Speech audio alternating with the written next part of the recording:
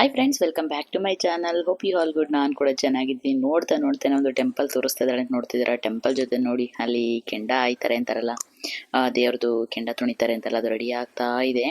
ಅದ್ರ ಕಾವು ಎಷ್ಟು ದೂರ ಹೊಡಿತಾ ಇತ್ತು ಅಂದರೆ ಅಬ್ಬಾ ದೂರ ಕುಡಿದ್ರೆ ಇಷ್ಟೊಂದು ಕಾವು ಅನ್ನಿಸ್ಬೇಕು. ನಿಜವಾಗೂ ದೇವ್ರ ಶಕ್ತಿ ಇದ್ದೇ ಇರುತ್ತಲ್ವ. ಅದನ್ನು ತುಣ್ಕೊಂಡು ತಮ್ಮ ಆರ್ಕೆನ ತೀರಿಸ್ತಾರಲ್ಲ ಜನಗಳು. ದೇವರ ಆಶೀರ್ವಾದ ಇಲ್ದಲೆ ಯಾರೀ ಕೆಂಡದ ಮೇಲೆ ಕಾಲಿಡ್ತಾರೆ. ಇಷ್ಟು ದೂರ ಇದ್ರೂ ಅದ್ರ ಕಾವು ಹಿಂಗ್ ಬಿಡಿತಾ ಇತ್ತು ಅಂದರೆ ಯಪ್ಪ ಅನ್ನಂಗಾಗೋದು. ಯಾವ ಟೆಂಪಲ್ ಅಂತ ಕೇಳ್ತಾ ಇದ್ದೀರಾ? ಲಕ್ಷ್ಮೀ ರಂಗನಾಥ ಸ್ವಾಮಿ ಟೆಂಪಲ್ ಇದಿರೋದು ನಮ್ಮ ಬಾಣಾವಾರದ ಹತ್ರ, ಪುರದಲ್ಲಿ, ಗಂಜಿಗೆರೆ ಹತ್ರ. ರೀಸೆಂಟಾಗಿ ಹೋಗಿದ್ವಿ, ಹಂಗಾಗಿ ವಿಡಿಯೋಸ್ ತೊಗೊಂಡು ನಿಮ್ಮ ಜೊತೆ ಶೇರ್ ಮಾಡ್ಕೊಳ್ಳೋ ಒಂದು ಸಣ್ಣ ಪ್ರಯತ್ನ ಅಂತಲೇ ಹೇಳ್ಬೋದು. ಸಿಕ್ಕಾಬಟ್ಟೆ ಬಿಸಿಲು, ಅಲ್ಲಿ ಜಾತ್ರೆ ಇದ್ದಿದ್ದರಿಂದ ಆಲ್ಮೋಸ್ಟ್ ಒಂದು 8 ಡೇಸ್ವರೆಗೂ ನಡೆಯುತ್ತಂತೆ ಜಾತ್ರೆ. ತೇರೆಲ್ಲ ಎಳಿತಾರೆ, ಕೆಂಡ ಆಯ್ತಾರೆ, ಆ್ಯಂಡ್ ದಿನ ಒಂದೊಂದು ಫಂಕ್ಷನ್ ಇರುತ್ತೆ ಅಲ್ಲಿ. ಹಂಗಾಗಿ ನಾವು ಕೂಡ ಹೋದ್ವಿ. ಅಂದರೆ ನನ್ನ ಹಸ್ಬೆಂಡ್ ಚಿಕ್ಕವರಲ್ಲಿ 8 ಡೇಸ್ ಕೂಡ ಅಲ್ಲಿ ಜಾತ್ರೆ ಮಾಡೋರು ಅಂತೆ, ಯಾವಾಗಲೂ ಹೇಳೋರು. ಈ ಸರ್ತಿ ಕರ್ಕೊಂಡು ಹೋದ್ರು. ನಮಗಂತೂ ಇದನ್ನೆಲ್ಲ ನೋಡಿ ಭಾಳ ಖುಷಿ ಆಯಿತು. ಯಾಕಂದರೆ ಅವ್ರದ್ದು ಚೈಲ್ಡ್ಹುಡ್ ಮೆಮೊರೀಸ್ ನನ್ನ ಜೊತೆ ಶೇರ್ ಮಾಡ್ತಾ ಇರ್ಬೇಕಾದ್ರೆ ಒಂದೊಂದು ಕಣ್ಮುಂದೆ ಬರೋ ಥರ. ನೋಡು, ಇಲ್ಲೆಲ್ಲ ಬಜ್ಜಿ ಬೋಂಡ ತಿಂತಾ ಇದ್ವಿ, ಇಲ್ಲೆಲ್ಲ ಊಟಕ್ಕೆ ಹಾಕೋರು, ನೋಡಿ ಇಲ್ಲಿ ಕೆಂಡ ತುಣಿತಾ ಇದ್ರು, ತೇರ್ನಂತೂ ಅಲ್ಲೇ ಹೇಳ್ತಾ ಇದ್ರು. ಸೊ ಇದನ್ನೆಲ್ಲ ನೋಡಿಕೊಂಡು ಮನೆಗೆ ಬಂದ್ವಿ. ಆ್ಯಂಡ್ ಮನೆಗೆ ಬಂದ ತಕ್ಷಣ ಕ್ವಿಕ್ಕಾಗಿ ಒಂದು ರೆಸಿಪಿ ಮಾಡೋಣ ಅಂತ. ಏನಪ್ಪ ಅಂತಂದರೆ, ಯಾರು ಮಾಡೋಕ್ಕೆ ಬರಲ್ಲ ಅಂತ ಒಂದು ರೆಸಿಪಿ ಶಾವಿಗೆ ಬಾತು. ನಾನಂತೂ ಶಾವಿಗೆ ಬಾತು ತಂಟೆಗೆ ಹೋಗ್ತಾ ಇರಲಿಲ್ಲ. ಯಾಕೆ ಗೊತ್ತಾ? ಅದು ಉಡಿಯಾಗಿ ಬರ್ತಾ ಇರಲಿಲ್ಲ, ಹಾಳಾಗಿ ಹೋಗ್ತಾ ಇತ್ತು, ಅಂಟಂಗೆ ಆಗೋದು, ಇಷ್ಟ ಆಗ್ತಿರ್ಲಿಲ್ಲ. ನಂತರನೇ ಸುಮಾರು ಜನ ಈ ಶಾವಿಗೆ ಬಾತ್ ತಂಟೆಗೆ ಹೋಗಿರಲ್ಲ, ಯಾಕಂದರೆ ಅಂಟುತ್ತೆ, ಇದು ಚೆನ್ನಾಗಲ್ಲ ಅಂತೆಲ್ಲ.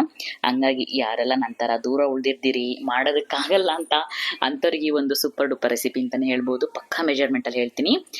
ನನ್ನ ಒಂದು ಬಾಣಲಿಗೆ ಎಣ್ಣೆ, ಸಾಸಿವೆ, ಜೀರಿಗೆ, ಕಡಲೆಬೇಳೆ ಹಾಕ್ಕೊಂಡು ಫ್ರೈ ಮಾಡ್ಕೊಳ್ಳೋಣ.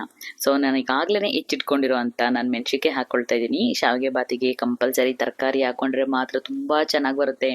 ಹಂಗೆ ಪ್ಲೇನಾಗಿ ಮಾಡೋಕ್ಕೋದ್ರೆ ಯಾವುದೇ ಕಾರಣಕ್ಕೂ ಚೆನ್ನಾಗಿ ಬರಲ್ಲ, ಅಂದರೆ ಟೇಸ್ಟು ಇರಲ್ಲ ಅಷ್ಟೊಂದು. ಅದಕ್ಕೆ ಒಂದು ಸ್ವಲ್ಪನೇ ಈರುಳ್ಳಿ ಮಿಕ್ಸ್ ಮಾಡ್ಕೊಳ್ತಾ ಇದ್ದೀನಿ ಇವಾಗ, ಅಂದರೆ ಜಸ್ಟ್ ಒಗ್ಗರಣೆಗೆ ಅಂತೇಳ್ಬಿಟ್ಟು.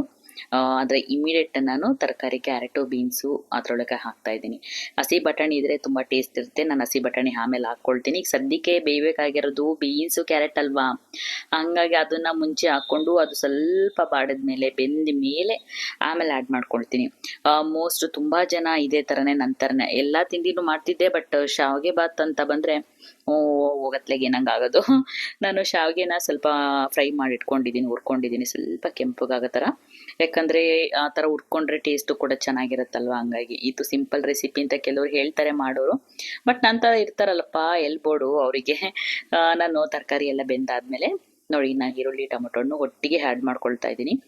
ಫ್ರೆಂಡ್ಸ್, ಇಲ್ಲಿ ನಾನು ಪಕ್ಕಾ ಮೆಜರ್ಮೆಂಟಲ್ಲಿ ತೋರಿಸ್ತಾ ಇರೋದು. ಹೆಂಗೆ ಅಂತಂದರೆ, 2 ಲೋಟ, ನೀವು ಯಾವ ಕಪ್ಪಲ್ಲಿ ನೀವು ಶಾವಿಗೆ ತೊಗೊಳ್ತೀರಾ ಅದರಲ್ಲಿ 2 ಲೋಟ ನೀವು ಶಾವಿಗೆ ತೊಗೊಂಡ್ರೆ ಕರೆಕ್ಟಾಗಿ 4 ಲೋಟ ನೀರು ಹಾಕಿ. ಕಡಿಮೆನೂ ಹಾಕ್ಬೇಡಿ, ಜಾಸ್ತಿನೂ ಹಾಕ್ಬೇಡಿ, ಓಕೆನಾ? ಇಲ್ಲಿ ನಾನು ಅದ್ರ ಜೊತೆ ಬಟಾಣಿ ಕೂಡ ಆ್ಯಡ್ ಮಾಡ್ಕೊತಾ ಇದ್ದೀನಿ. ಈರುಳ್ಳಿ, ಟೊಮೊಟೊನ ಹಾಕ್ಕೊಂಡಲ್ಲ, ಲಾಸ್ಟಿಗೆ ಬಟಾಣಿ ಕೂಡ ಆ್ಯಡ್ ಮಾಡ್ಕೊತಾ ಇದ್ದೀನಿ. ನೀವು ಜಾಸ್ತಿ ಹಾಕ್ತು ಅಂತಂದರೆ ಮೆತ್ತಗಂಟುತ್ತೆ, ಕಡಿಮೆ ಆಗ್ತು ಅಂತಂದರೆ ಬೇಯಲ್ಲ. ಸೊ ನೀವೇನು ಮಾಡಬೇಕಂದ್ರೆ, ಕರೆಕ್ಟ್ ನೀವು ಯಾವ ಲೋಟದಲ್ಲಿ ತೊಗೊಳ್ತೀರಾ, ಈಗ ಒಂದು 250 ml ಗ್ಲಾಸ್ ಇರುತ್ತಲ್ವ, ಅದ್ರಲ್ಲಿ ತೊಗೊಂಡ್ರೆ 1 ಲೋಟಕ್ಕೆ ಶಾವಿಗೆಗೆ 2 ಲೋಟ ನೀರು, ಆ ಥರ ನೀರು ಹಾಕಿದ್ದಾಯಿತು. ಕುದಿಸ್ತೀನಿ ಯೂಶಲಿ ನಾನು ನೀರು, ಯಾಕಂದರೆ ಅದು ಚೆನ್ನಾಗಿ ಬೇಯಬೇಕಲ್ಲ, ಹಂಗಾಗಿ ಮುಂಚೆನೇ ಕುದಿಸಿಟ್ಕೊಂಡಿದ್ದೆ. ಅದನ್ನು ಹಾಕ್ಕೊಂಡು ಅದಕ್ಕೆ ಕಾಯಿ ತುರಿ ಕೂಡ ಆ್ಯಡ್ ಮಾಡಿಕೊಂಡೆ. ನೀರೆಲ್ಲ ಮಳ್ಳಿದ್ದಾಯಿತು ಅಂದಮೇಲೆ ಉಪ್ಪು ಕೂಡ ಆ್ಯಡ್ ಮಾಡಿಕೊಂಡು ನಾನು ಶಾವಿಗೆ ಹಾಕ್ತಾಯಿದ್ದೀನಿ.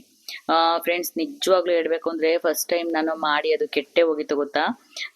ಒಂದು ವಿಡಿಯೋದಲ್ಲಿ ನೋಡಿದ್ದೆ ನಾನು, ಅದನ್ನು ಶಾವಿಗೆನ ಸಪ್ರೇಟಾಗಿ ಬೇಯಿಸ್ಕೊಂಡು ಅದನ್ನು ತಣ್ಣೀರಲ್ಲಿ ಲೈಕ್ ಹಾಕ್ಬಿಟ್ಟು, ಅದಾದಮೇಲೆ ತಣ್ಣಗಾದ್ಮೇಲೆ ಚಿತ್ರಾನ್ನ ಥರ ಒಗ್ಗರಣೆ ಹಾಕಿ ಕಲಸೋ ಥರ ನೋಡಿದ್ದೆ.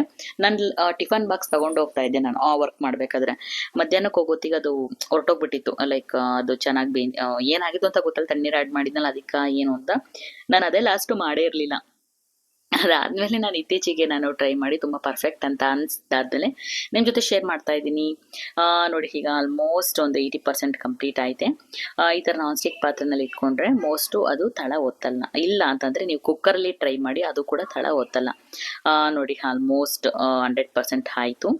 ಇದನ್ನು ನಾವು ಆರಾಮಾಗಿ ನಾವು ಮಧ್ಯಾಹ್ನ ಸಂಜೆ ಕೂಡ ತಿನ್ಬೋದು. ಆಮೇಲೆ ಮೋಸ್ಟ್ ಇನ್ನೊಂದು ಸೀಕ್ರೆಟ್ ಏನು ಗೊತ್ತಾ, ಶಾವಿಗೆ ಉಪ್ಪಿಟ್ಟಾದಮೇಲೆ ಪ್ಲೇಟ್ನ ಅದಕ್ಕೆ ಬಾಯಿ ಮುಚ್ಚಿಡ್ಬೇಡಿ, ಯಾಕಂದರೆ ಅಂಟಂಗೆ ಆಗುತ್ತೆ. ಸೊ ಯಾವಾಗ ಎಷ್ಟೊತ್ತಿಗೆ ತಣ್ಣಗಾಗ್ಬಿಡುತ್ತೋ ಅಷ್ಟು ನಿಮಗೆ ಉಡಿಯಾಗಿ ಸಿಗುತ್ತೆ ಈ ಥರ. ತುಂಬ ಟೇಸ್ಟಿಯಾಗಿತ್ತು, ಚೆನ್ನಾಗಿತ್ತು. ಸೊ ಯಾರೆಲ್ಲ ಟ್ರೈ ಮಾಡಿಲ್ಲ ನನ್ನ ಥರ ಆರಾಮಾಗಿ ಟ್ರೈ ಮಾಡಿ, ಟೇಸ್ಟ್ ಮಾಡಿ. Thanks a lot, keep watching ಅಂತ ಹೇಳ್ತಾ ಈ ವಿಡಿಯೋನ ಇಲ್ಲಿಗೆ ಏನು ಮಾಡ್ತಾ ಇದ್ದೀನಿ ಗೈಸ್.